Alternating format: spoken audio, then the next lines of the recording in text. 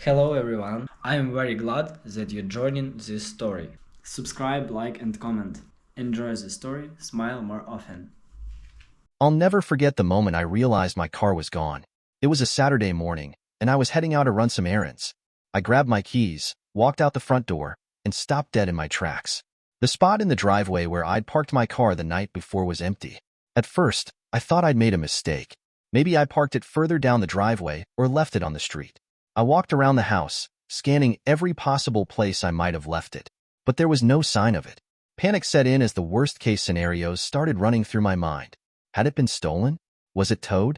I rushed back inside, my heart pounding, and went straight to my dad and stepmom, Karen, who were sitting in the living room. "My car is gone," I said, trying to keep the panic out of my voice. "Did you guys see anything?" Karen didn't even look up from her coffee. "Oh, I sold it," she said casually, like it was the most normal thing in the world. I froze, thinking I must have misheard her. "You what?" I asked, my voice rising with a mix of shock and anger. She finally looked at me, her expression calm, almost smug. "I sold it," she repeated. "It was for your own good. You'll thank me later." My mind was racing, trying to process what she just said. "Why would you sell my car?" I demanded, my voice trembling.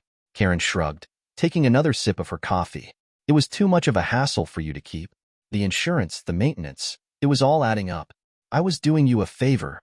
I turned to my dad, hoping he'd step in and tell me this was some kind of misunderstanding. But he just looked uncomfortable, like he didn't want to get involved. "Karen thought it was the right thing to do," he said, avoiding my eyes. "The right thing?" I snapped. "That was my car. I bought it with my own money." Karen rolled her eyes. "And now you'll have the money to use for something more practical," she said, as if that settled the matter. Her patronizing tone was the final straw. "You had no right to sell my car," I shouted, my hands shaking. "It wasn't yours to sell." Karen sighed, setting her coffee cup down. "You're overreacting," she said. "I was trying to help you. Besides, it's not like you need a car. There's public transportation." I couldn't believe what I was hearing.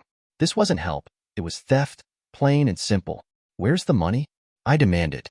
"If you sold my car, then give me the money." Karen hesitated for just a second, but it was enough to make my stomach drop.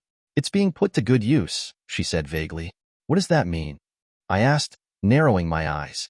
She stood up, brushing past me like she couldn't be bothered to explain herself. "It's not important," she said over her shoulder. "What matters is that this is better for everyone." Her evasiveness only made me angrier. "You're not walking away from this," I said, following her into the kitchen. "Where is the money?" Karen turned to face me, her expression shifting from smug to irritated. "If you must know," she said, "I used it to help your stepbrother and stepsister. They needed some things, and this was the easiest way to cover the costs."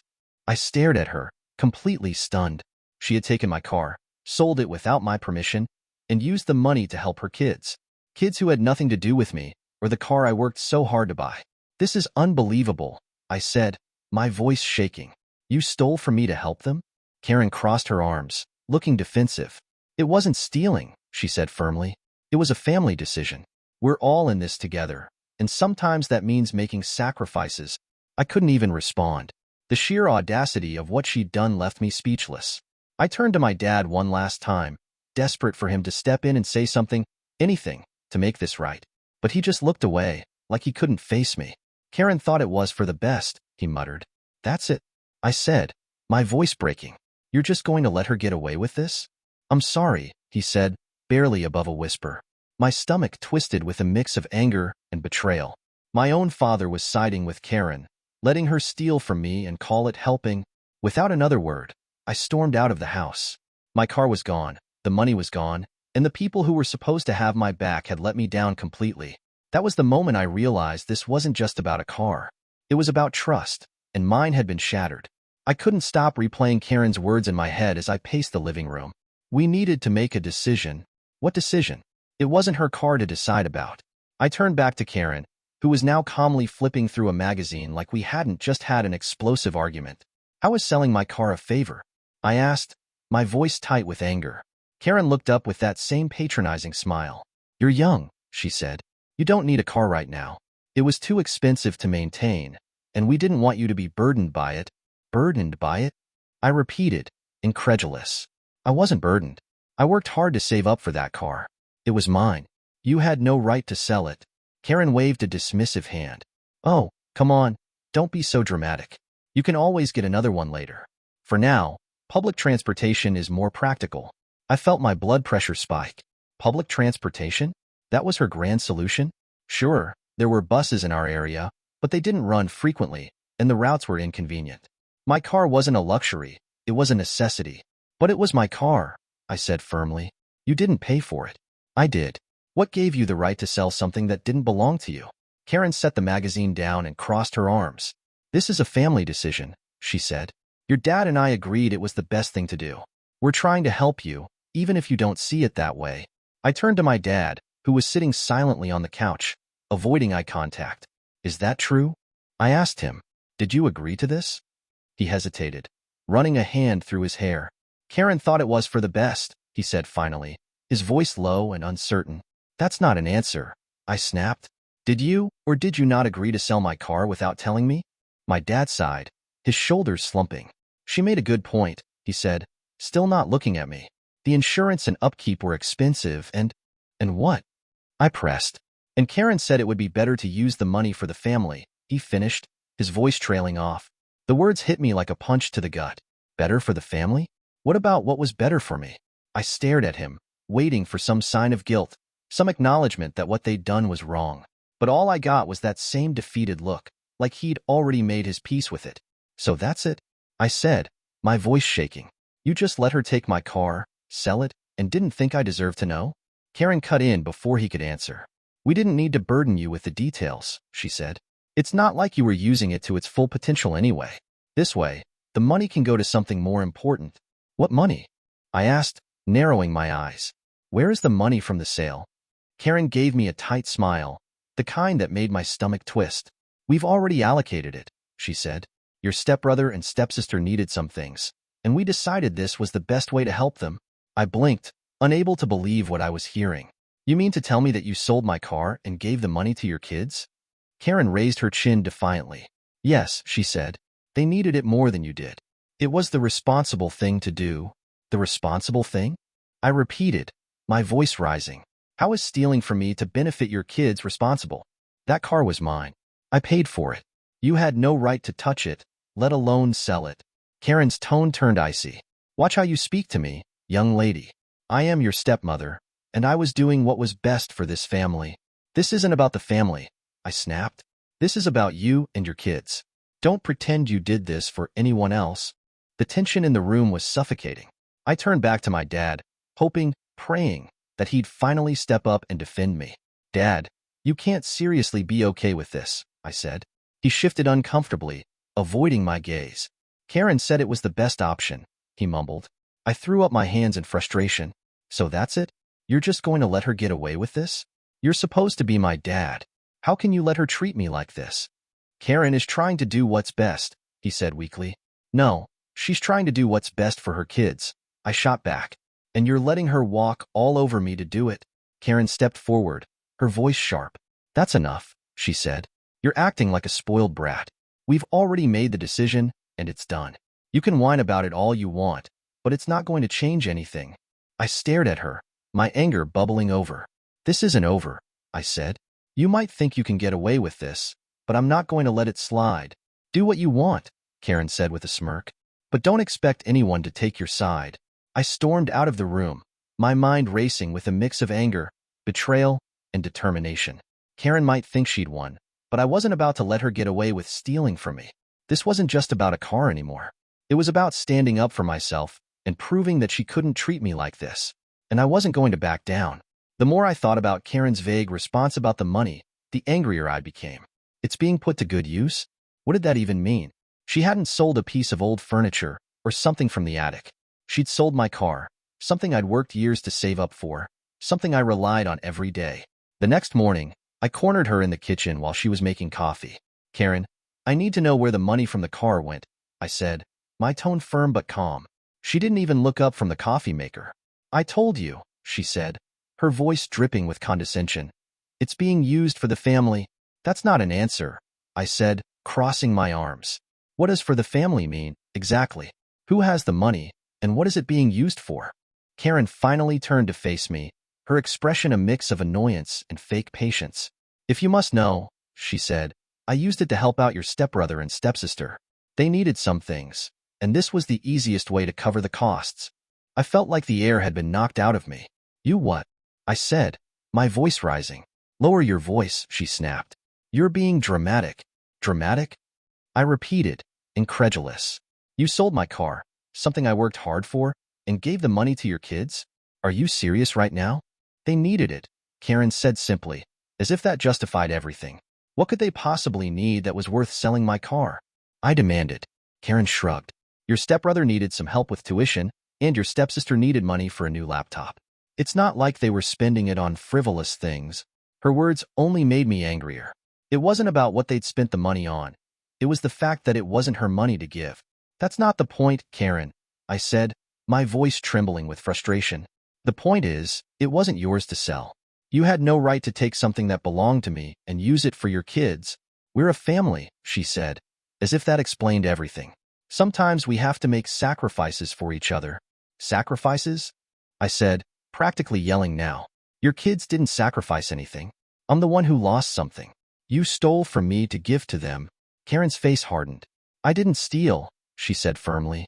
I made a decision that was best for the family. Your dad agreed, and that's all that matters. I turned to my dad, who had just walked into the kitchen. Is that true? I asked, hoping, praying, that he'd deny it. He looked uncomfortable, avoiding my eyes. Karen said it was for a good cause, he mumbled. I didn't think it would cause this much trouble. I couldn't believe what I was hearing. My own father, the person I thought I could count on to have my back, had let this happen. This is unbelievable, I said, shaking my head. You just let her sell my car and give the money to her kids? How could you do this to me? It's not like that, he said, his voice defensive. I didn't think it would be a big deal. Karen explained it to me, and it sounded reasonable at the time. Reasonable? I said, laughing bitterly. How is stealing from your own child reasonable? Karen rolled her eyes. Stop being so selfish, she said. Your stepbrother and stepsister needed help, and we did what we had to do. You'll survive without a car. That's not the point. I shouted. It was my car. I paid for it. You had no right to take it from me. The conversation went in circles, with Karen refusing to acknowledge that she'd done anything wrong and my dad offering half-hearted excuses. It was clear that neither of them was going to take responsibility for what they'd done. That night, I sat in my room, seething with anger and betrayal. My car wasn't just a mode of transportation. It was a symbol of my independence, something I'd worked hard for and taken pride in. And now it was gone, sold off like it was nothing, because Karen decided her kids were more important than me. I knew I couldn't let this go. Karen had crossed a line, and my dad had let her do it. If they thought I was just going to roll over and accept this, they were in for a rude awakening. This wasn't over. Not by a long shot. The betrayal I felt wasn't something I could push aside. Every time I thought about Karen's smug expression or my dad's passive response, the anger bubbled up all over again. I couldn't let it go. So, a few days after learning the truth, I cornered my dad in his office, determined to make him see how unfair this was. He barely looked up from his desk when I walked in. Can we talk?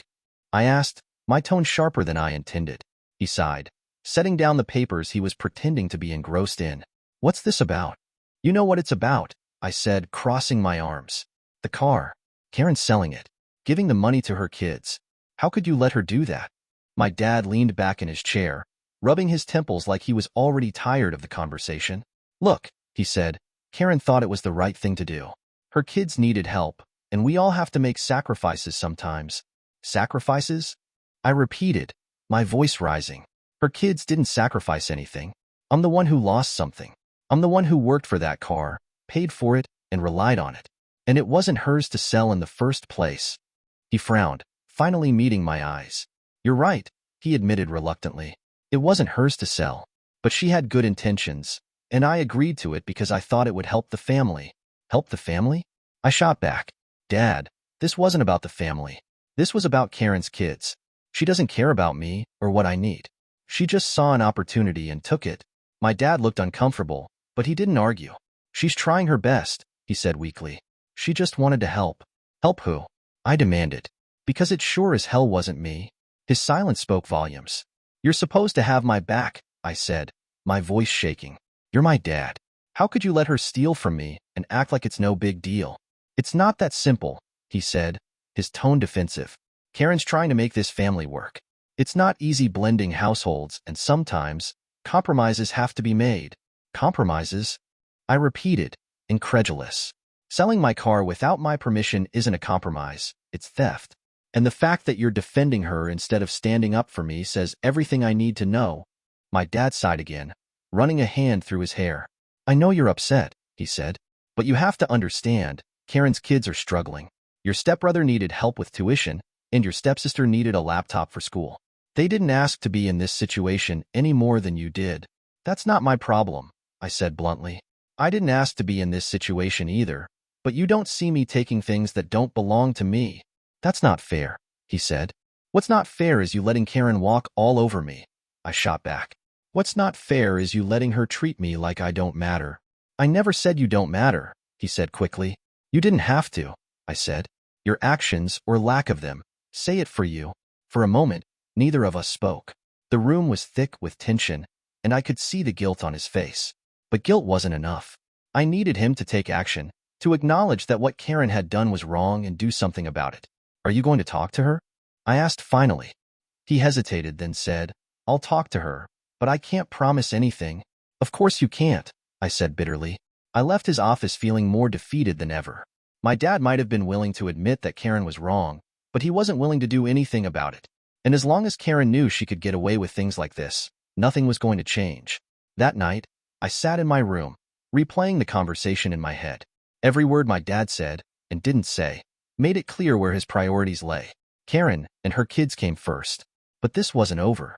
If my dad wasn't going to stand up for me, I'd have to stand up for myself. I didn't know exactly how I was going to do it yet, but one thing was certain. Karen wasn't going to get away with this. She might think she'd won, but she underestimated me. I couldn't shake the feeling that there was more to the story. Karen's vague answers and my dad's weak excuses weren't adding up. If everything was above board, why were they so evasive? The thought nagged at me constantly, making it impossible to let the issue go. One night, while scrolling through online marketplaces, a thought struck me. What if my car had been listed there? It seemed like a long shot, but I couldn't ignore the possibility. I started searching every local site I could think of, using specific keywords and filters to narrow it down. After hours of scrolling, I found it. The listing had already been marked as sold, but the details were unmistakable. The make, model, year, even the small scratch on the rear bumper. It was my car. The price? Over $10,000. The number made my stomach drop. Karen had sold my car for far more than I'd expected. It was almost double what I'd paid for it when I bought it used a couple of years ago. And yet, she'd acted like the money barely covered what her kids needed. That's when it hit me. This wasn't just about helping her kids. Karen had made a profit. I stared at the screen, my emotions swinging between anger and disbelief. If the money had really gone to her kids' tuition and a laptop, there should have been some left over. Where was it? What had she done with it? The realization made my blood boil. Karen had sold my car, lied about how much she'd gotten for it, and pocketed the difference. The next morning, I confronted her. I walked into the kitchen, my phone in hand, ready to show her the listing if she tried to deny it. Karen, we need to talk, I said, my voice sharp. She didn't even look up from her coffee. What is it now? I found the listing for my car, I said, holding up my phone. Her face didn't change, but I could tell from the slight tension in her shoulders that she wasn't as calm as she wanted to appear. It sold for over $10,000, I continued. Care to explain why you said the money was just enough to help your kids? She sighed, setting her cup down with exaggerated patience. You're blowing this out of proportion, she said. That money went to the family. It doesn't matter how much it was. It does matter, I shot back. You lied about how much you got for the car, and now I'm wondering where the rest of the money went. Karen rolled her eyes. I didn't lie, she said. I told you it went to your stepbrother and stepsister. If there's any left over, it's being used for other family expenses. Like what? I demanded. Groceries? Bills? A new couch? Because I haven't seen any of that money, and I'm part of this family too. She gave me a look that could have frozen lava. You're acting like a spoiled child, she said. You have a roof over your head and food on the table. Maybe try being grateful instead of constantly complaining. I'm not complaining, I said, my voice shaking. I'm asking for accountability. You sold something that didn't belong to you, and didn't even bother to tell me. Now you're trying to act like I'm the bad guy for wanting answers. At that moment, my dad walked into the room. He looked between us, sensing the tension. What's going on? He asked cautiously. Ask Karen, I said, crossing my arms. She's the one who sold my car and can't explain where the money went. Not this again, he groaned. Yes, this again, I snapped. Did you know the car sold for over $10,000, Dad? Because Karen sure didn't mention that part. He looked at Karen, who avoided his gaze. Is that true? He asked her. She sighed dramatically. Fine, she said. Yes, it sold for that much. But it's not like we're sitting on a pile of cash. The money went to the kids like I told you. All of it? I asked. Yes, all of it, she said, but her tone was less confident now. I looked at my dad, hoping he'd finally step in and say something. You can't seriously be okay with this, I said. He hesitated, then said, Karen probably should have told you how much it sold for. But if the money went to help the family. Don't, I interrupted, shaking my head. Don't defend her. This isn't about helping the family. This is about her taking something that wasn't hers and using it however she wanted. Can we not make this a bigger issue than it needs to be? Karen said, her voice exasperated. The money is gone. It's done. Move on. But I couldn't move on. This wasn't just about the money anymore. It was about trust. And Karen had broken mine beyond repair. That night, I started making a plan. If Karen and my dad weren't going to take responsibility for what they'd done, I'd have to find another way to hold them accountable. They thought they could sweep this under the rug and I'd just forget about it. They were wrong.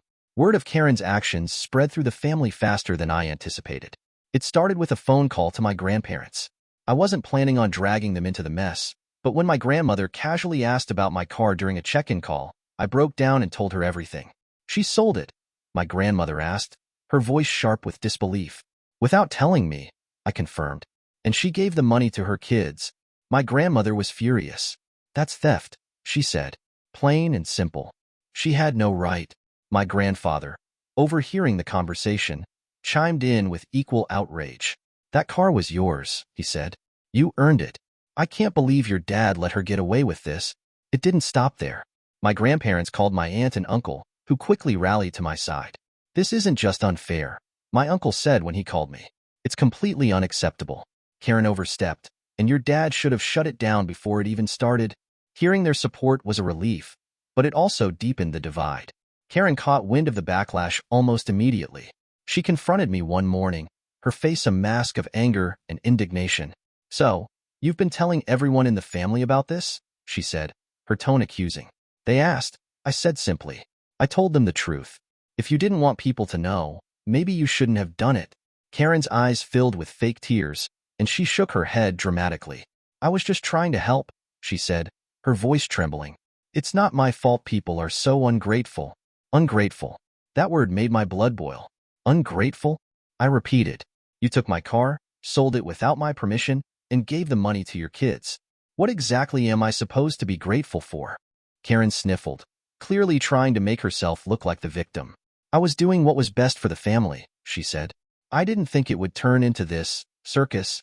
This isn't a circus, I snapped. It's accountability. You don't get to make decisions about things that don't belong to you and then play the victim when people call you out for it.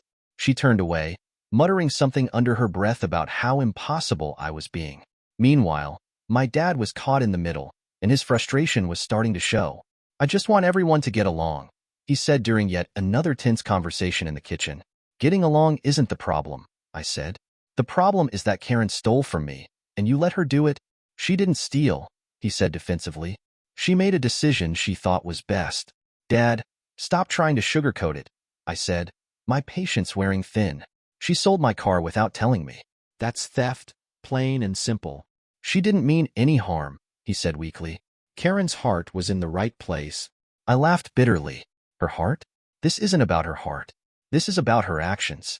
And her actions were selfish and manipulative. The family divide grew wider with each passing day. My grandparents called my dad to express their outrage, which only made him more defensive. You don't understand what it's like, he told them. Blending a family isn't easy. Karen's doing her best. Her best? My grandmother shot back. Her best is stealing from her stepdaughter and then playing the victim when she gets called out for it. My aunt and uncle also weighed in, sending my dad a strongly worded email about how he'd failed to protect me. You're supposed to have her back, my uncle wrote. Instead, you let Karen take advantage of her. It's disgraceful. Karen doubled down on her victim narrative, telling anyone who would listen that she was being unfairly targeted. I'm just trying to keep this family together, she said tearfully during a family dinner. But no matter what I do, it's never enough. Maybe try not stealing next time, I said coldly, earning a sharp glare from my dad. That's enough, Aaron, he said, his tone firm. We need to move on from this. I shook my head. You don't get to decide when this is over, I said. Not when you've done nothing to make it right. The room fell into an awkward silence, and I realized that no amount of arguing was going to change their minds. Karen wanted peace, but only on her terms where she didn't have to face any consequences. My dad wanted the whole thing to blow over so he wouldn't have to deal with the tension, but I didn't care about peace. I cared about justice. If they thought I was going to back down, they were sorely mistaken. This wasn't just about the car anymore. It was about standing up for myself and showing them that they couldn't walk all over me. And I wasn't going to stop until they got the message. The more I thought about Karen's audacity, the more I realized I couldn't let this slide. She'd crossed a line, and her refusal to acknowledge that only made it worse. My anger wasn't just about the money or the car anymore. It was about the principle. If I didn't stand up for myself now, what was stopping her from doing something like this again? So, I started researching my options. I wasn't sure if I could take legal action against a family member, but after some digging, I found out that I had a strong case. Since the car was in my name, Karen had no legal right to sell it without my permission. What she did was, quite literally, theft. It was oddly satisfying to know that the law was on my side. But confronting Karen with this information was a whole different beast. I knew she wouldn't take it well. I decided to approach her one evening when my dad was out. She was in the kitchen, scrolling through her phone like she didn't have a care in the world.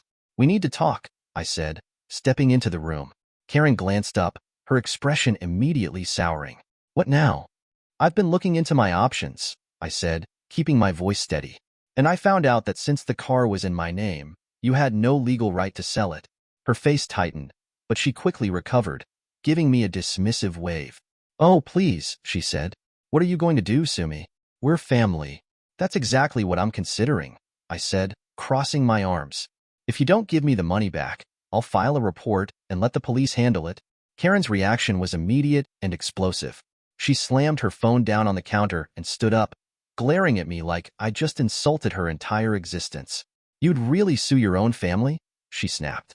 You're not my family, I said coldly, and you've left me no choice. You're being ridiculous, she said, her voice rising. I was trying to help. Everything I did was for the good of this family. No, I said, my tone sharp. Everything you did was for the good of your kids. Don't act like you were doing me a favor when you sold my car behind my back and lied about where the money went. Karen's face turned red with anger. Do you have any idea how hard it is to keep this family together? She shouted. I'm the one holding everything up, and this is the thanks I get? I didn't ask you to hold anything up, I shot back. And I'm done letting you use family as an excuse to do whatever you want. The shouting must have been loud enough to wake the dead because my dad came home early, walking in just as Karen was yelling about how ungrateful I was. What's going on? He asked, looking between us with wide eyes. Your daughter is threatening to sue me, Karen said, pointing an accusing finger at me. Because she sold my car without permission, I said, turning to him. And I've had enough. My dad's face fell, and I could see the exhaustion in his eyes. Aaron, he said, his tone almost pleading. Is this really necessary? Yes, I said firmly. Because talking to you clearly isn't getting me anywhere. Karen thinks she can do whatever she wants, and you're letting her. If the only way to get my money back is to take legal action, then that's what I'll do. My dad looked at Karen, who was seething with rage but clearly rattled. Maybe we should talk about this, he said cautiously. Talk about what? She snapped. She's being unreasonable. No, Karen, he said, surprising me. You sold her car. You didn't have the right to do that, and you know it.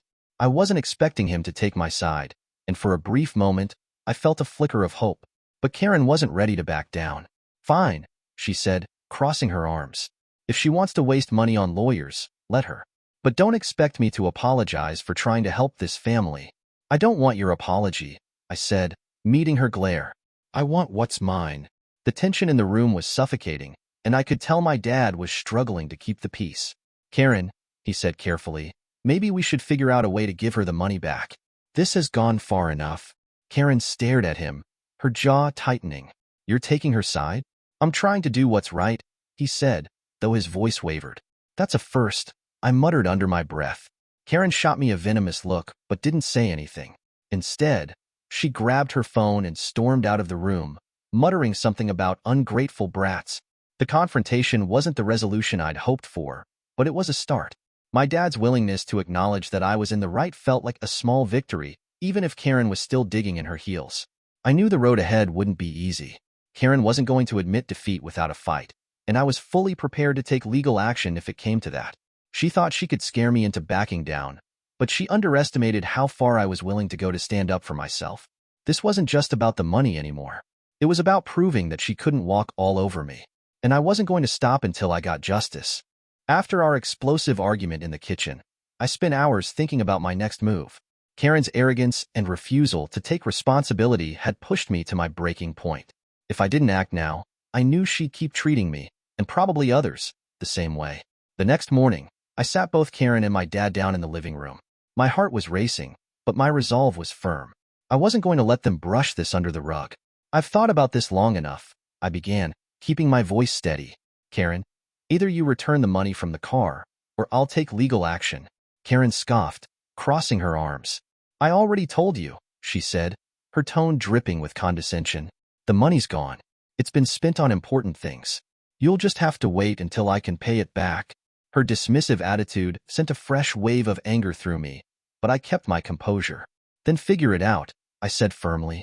Because I'm done waiting. You're being unreasonable, she snapped. Do you even realize how much stress this family is under? I've been doing everything I can to keep things running smoothly, and now you're threatening to sue me. I didn't flinch. I'm not threatening you, I said. I'm giving you a choice. You can either make this right, or we can let a judge decide. Karen turned to my dad, clearly expecting him to back her up. Are you really going to let her do this to me? She asked, her voice climbing to a shrill pitch. My dad looked between us, his face pale and drawn. Aaron, he said carefully, don't you think this is going a little too far? Taking legal action will tear this family apart. No, Dad, I said, my tone sharper than I intended. Karen already tore this family apart when she sold my car and lied about it. I'm just trying to get back what's mine. The room fell into an uncomfortable silence. Karen glared at me, her lips pressed into a thin line. My dad sighed heavily, running a hand through his hair. Can't we just talk this out? He asked weakly. I've been talking, I said, and it's gotten me nowhere. Karen has had plenty of chances to do the right thing, and she's refused every single time. Karen stood up abruptly, her chair scraping loudly against the floor. Fine, she said, her voice cold. If you want to act like this, go ahead and sue me. But don't come crying to me when this family falls apart because of your selfishness. I stood my ground. This isn't selfishness, I said. This is accountability. And if you can't see the difference, that's your problem, not mine. After Karen stormed out of the room, I turned to my dad, who looked like he was carrying the weight of the world on his shoulders. Dad, I said, softening my tone slightly, I don't want to do this, but she's left me no choice. You can't keep enabling her behavior. He didn't respond right away, staring at the floor like it held all the answers. I just want peace, he said finally, his voice barely above a whisper. So do I said. But peace doesn't come from ignoring the problem. It comes from fixing it. He nodded slowly, but I could tell he wasn't ready to take a stand. Later that day, Karen tried to corner me in the hallway, her tone somewhere between pleading and manipulative. Aaron, do you really want to destroy this family over a car? I didn't even hesitate. You destroyed this family when you sold my car, I said. This isn't about me. It's about you refusing to take responsibility for what you did. Her expression hardened. You're going to regret this, she said, her voice low. Maybe, I said, but not as much as I'd regret letting you get away with it. As she walked away, I felt a strange sense of clarity. I wasn't just fighting for my car or the money.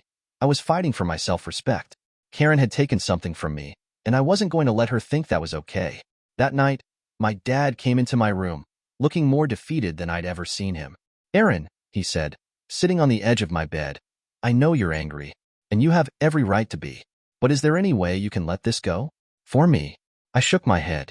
I can't, Dad. I'm sorry, but I can't keep letting Karen walk all over me. She needs to face the consequences of her actions. He sighed deeply, rubbing his temples. I just don't want to lose this family, he said.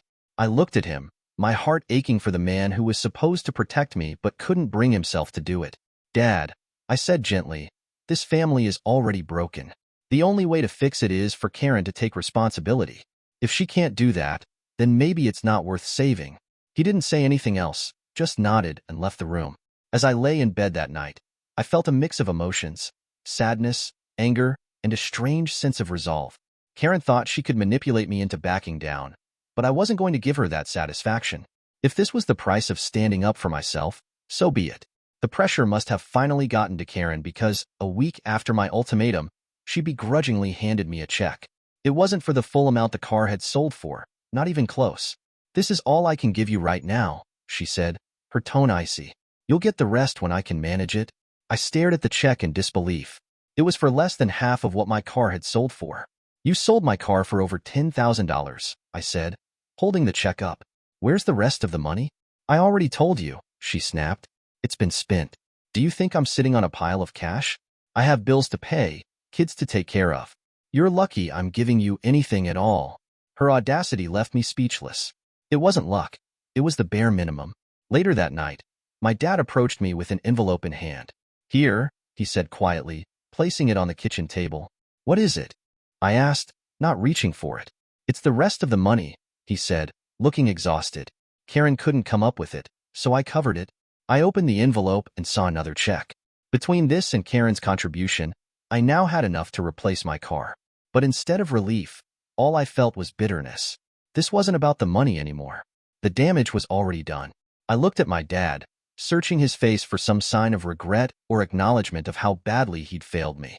But he just stood there, shoulders slumped, like a man caught between two impossible choices.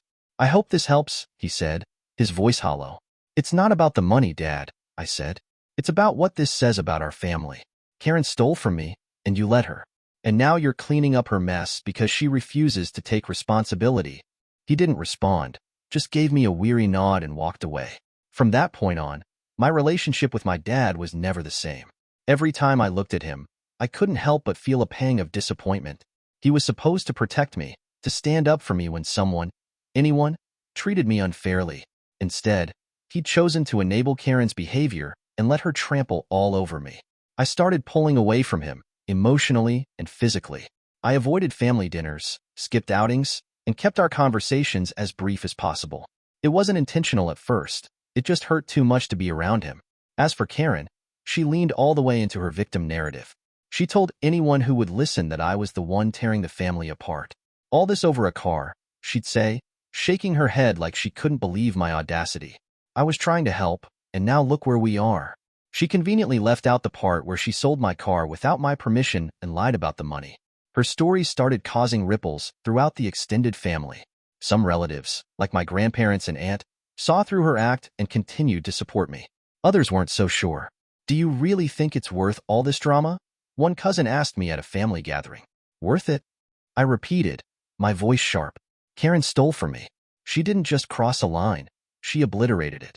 If I don't stand up for myself now, what's stopping her from doing it again? The cousin looked uncomfortable, but didn't push further. Still, I could feel the weight of the family divide growing heavier. Karen thrived in the chaos she'd created. She played the martyr at every opportunity, painting me as the unreasonable villain who couldn't let go of a small mistake. The irony wasn't lost on me. Despite the checks I'd received, I couldn't shake the bitterness that lingered in the air. The car was replaceable, but the trust I'd lost in my family wasn't. Every interaction with Karen felt like a battle. She'd make passive-aggressive comments whenever we were in the same room, thinly veiled insults about my need for control or my inability to move on. At one point, she even tried to guilt me directly. You're really going to hold this over my head forever, aren't you? She said one afternoon when we were alone in the house. I didn't bother looking up from my phone. I'm not holding anything over your head, I said. I'm just refusing to let you pretend you're the victim. Her face twisted with anger, but she didn't say anything else. The fallout wasn't just emotional. It was logistical, too. I had to deal with the headache of finding a new car, sorting out paperwork, and figuring out how to cover the gap in transportation until everything was settled. Every time I hit a roadblock, it was a reminder of what Karen had taken from me. My dad tried to mediate, offering to help with the car search or pitch in for additional costs. but his efforts felt hollow. I didn't want his help. I wanted him to have stood up for me when it mattered. In the end, I found a replacement car. It wasn't the same, of course, but it got the job done. Still, every time I got behind the wheel, I couldn't help but think about the betrayal that had led to it. Karen may have thought she'd won the war by making herself the victim, but I didn't care. I knew the truth, and so did the people who mattered. The family wasn't the same anymore, and maybe it never would be. But I was done letting her control the narrative, and done letting her control me. To this day, Karen and I barely speak.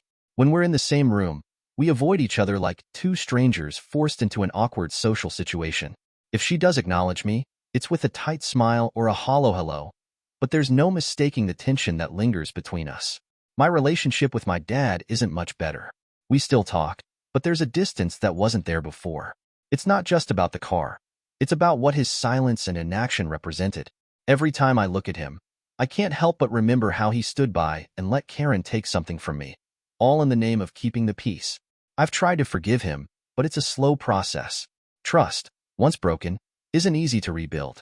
And the truth is, I'm not sure I'll ever see him the same way again. As for Karen, she's moved on in her own way.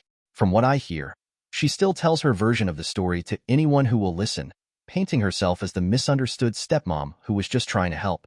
I've stopped caring about her narrative. The people who matter know the truth, and that's enough for me. Replacing the car has been a struggle. Even with the partial money I got back, I've had to save and scrimp to cover the rest. Every dollar I set aside feels like a small victory, a step toward regaining the independence Karen tried to take from me. But the damage wasn't just financial, it was emotional too. Losing the car was a tangible loss, but the real pain came from feeling betrayed by the people I was supposed to trust the most. That kind of wound doesn't heal quickly. Looking back, what I've learned is this: family doesn't give you a free pass to betray someone's trust. Karen thought she could take what was mine and call it helping. She hid behind the word family, using it as an excuse to justify her selfish actions. But now I know better. Family should be a source of support, not a justification for exploitation. And when someone crosses that line, even if they're family, you have every right to stand up for yourself. Protecting yourself isn't selfish, it's necessary. Sometimes that means having the hard conversations, setting boundaries, or even walking away from the people you thought you could rely on. The experience has changed me in ways I didn't expect. I'm more guarded now, more cautious about who I trust. But I'm also stronger. Standing up to Karen wasn't easy, and it came at a cost. But it taught me that my voice matters, that I don't have to let anyone, family or not, walk all over me. This chapter of my life isn't fully closed. The sting of betrayal still lingers, and my relationship with my dad and Karen remains strained at best. But I've accepted that not every story has a tidy ending. Sometimes, the best you can do is move forward, carrying the lessons you've learned with you. And one thing is certain: I'll never let anyone take advantage of me like that again.